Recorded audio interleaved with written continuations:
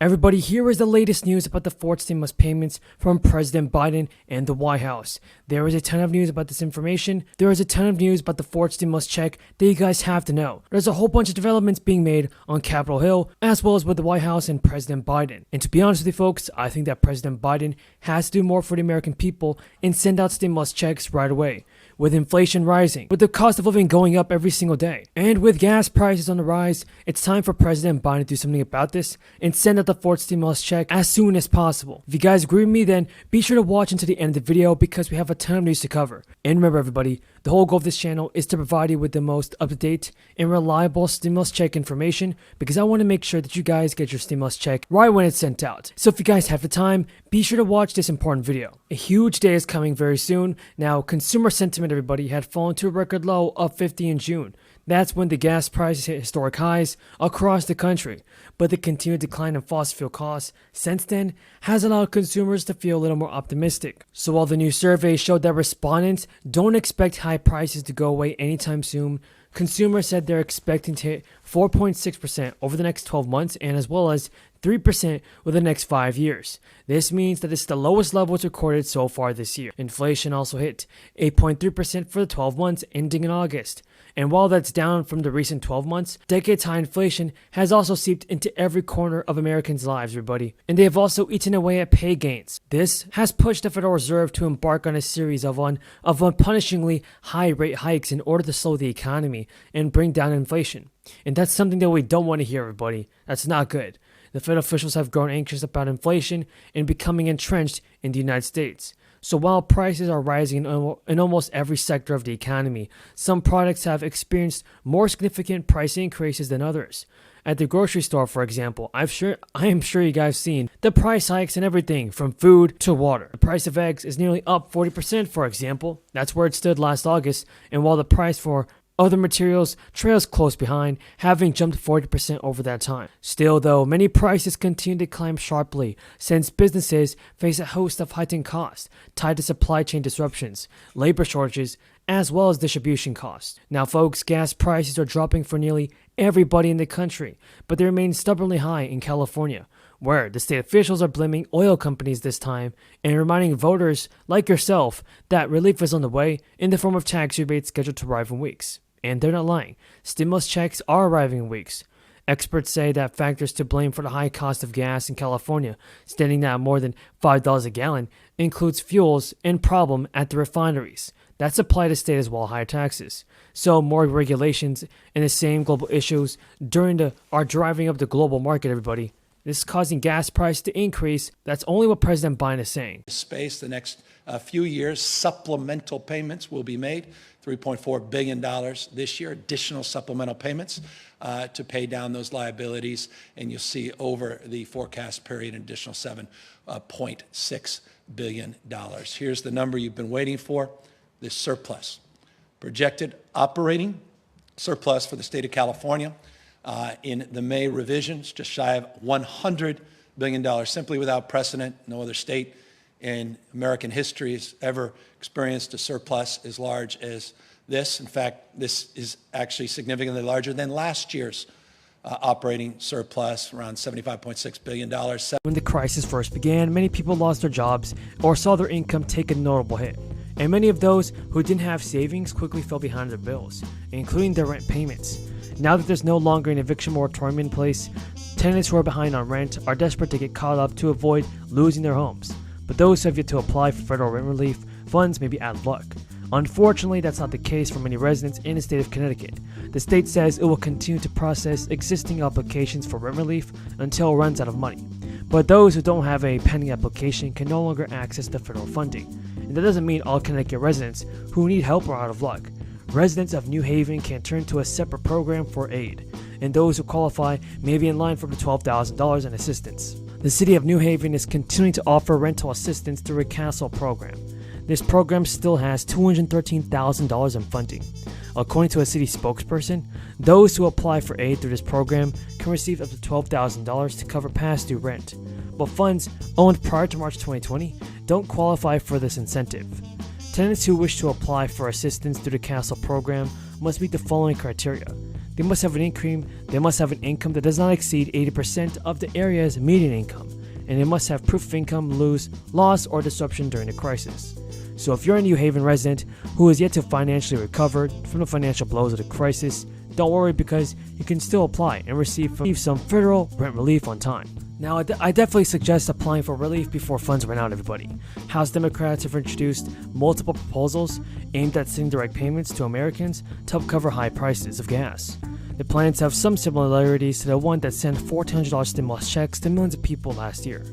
The national daily average has been more than $4 per gallon for 2 weeks. AAA cited lower crude oil prices as one reason for the slight price drop at the pump since last week. It also said demand for gas is down, which is typical for this time of year. It may be a sign of people changing their driving habits. Peter DeFazio announced the Stop Gas Price Gouging Tax and Rebate Act. The bill does not use a national gas price average as a measuring stick, but does call for households to receive a monthly advance tax credit similar to last year's monthly child tax credit. The money would come from taxing oil companies for what DeFazio calls excessive corporate profits.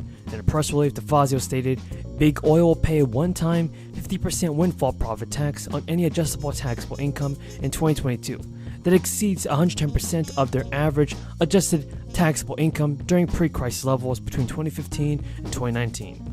The extra tax would actually hit large oil companies that produce or import at least 300,000 barrels of oil per day. Surpluses with federal funds. This does not reflect that.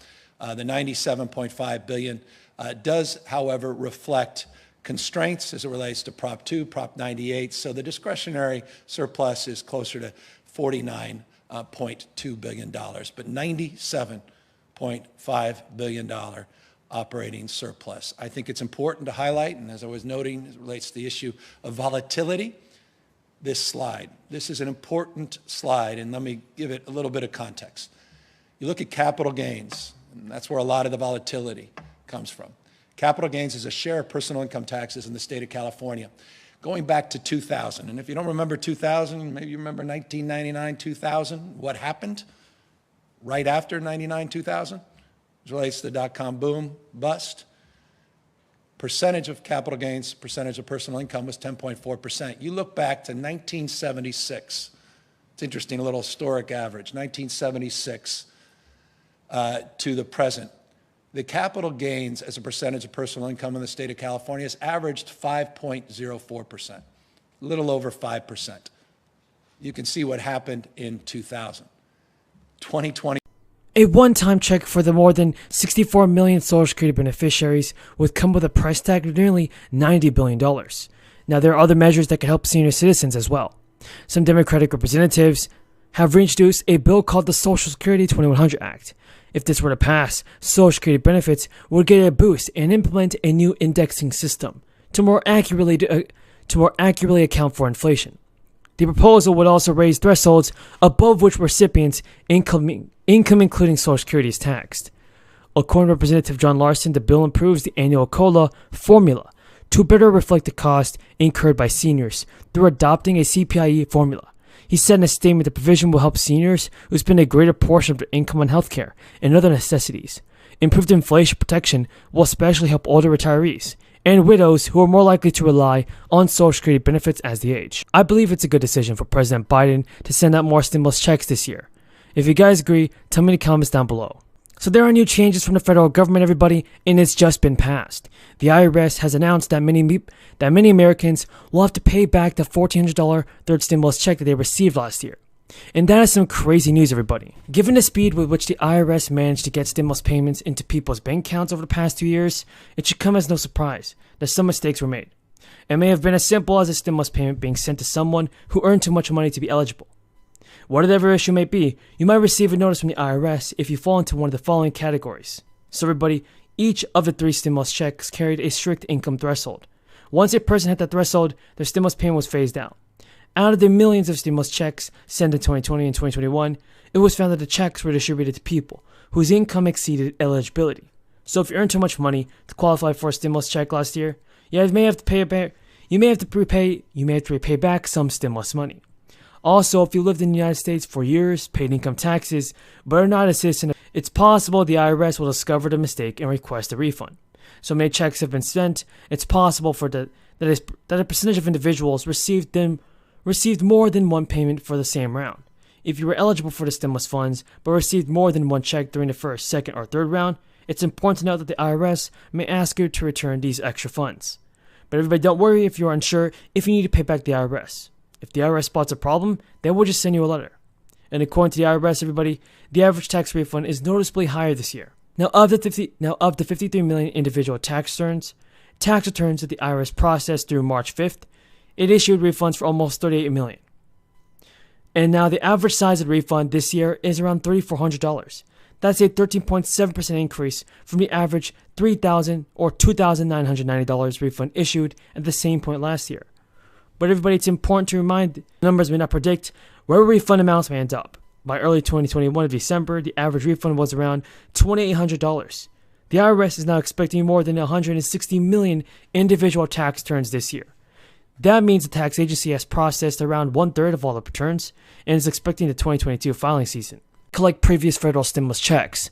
And according to Yahoo News, money has been paid out to those within that category who earned less than $26,000 in 2020. The program is being expanded in 2022. That, I was just about to walk away here. Carlos. Yes. With that, it is my distinct honor to introduce Senator Schumer, who was a champion in making sure that we preserve the child tax credit in the Senate. It is not an easy fight, and we so deeply appreciate you being able to take this. Also, Indiana residents may qualify for extra cash in 2022, and Marco reported that the Indiana state government posted a higher surplus last year, and the government wants to provide a tax refund worth about $125. And the good news for Florida school teachers this year, according to Yahoo News, they may receive a stimulus payment this year of up to $1,000. According to Ron DeSantis, approximately 177,000 teachers are set to receive this payment. So folks, do you support the fourth stimulus check from President Biden? Tell me in the comments below. Looked like they really could and did play ball, and the other one looks like he could bomb you. And it's a tough group, but a good group. Look, I want to thank you and your staffs for welcoming us to town. It's a one-stop shop connection for people in this county to the services and benefits they need, and that's important. Lawmakers have approved the new stimulus plan. $500 stimulus checks will begin going out to people who qualify for this. The state's Executive Office of Administration and Finance just announced that it will begin sending the payments as part of a $4 billion stimulus relief plan. The effort is going to help 500,000 workers who fell below the state's poverty line. According to the Biden administration, residents will be eligible for the payments if their income in 2020 was at least $12,750, and if their total income put them 300% below the poverty line. Baker said in a statement, "I was pleased to sign the Crisis Essential Employee Premium Pay Program into law, and our administration has worked quickly to design the parameters of the program." Additionally, a resident who follows with a spouse and two dependents, or with no spouse and two dependents, could be eligible. An administration official told NBC News that the eligibility requirements were limited to income thresholds because it was faster. So, in the senior citizen